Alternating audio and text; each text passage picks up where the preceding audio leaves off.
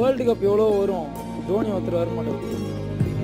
சாவர வரைக்கும் ப்ரோ தோனி தான். இங்கே நடக்கலாம் என்ன ப்ரோ, நடக்குது இல்லை, எங்கள் ஆள் வராரா, அப்படி இறங்குவார், டிவியில் நாங்கள் பார்ப்போம், அதுவே போதும் ப்ரோ.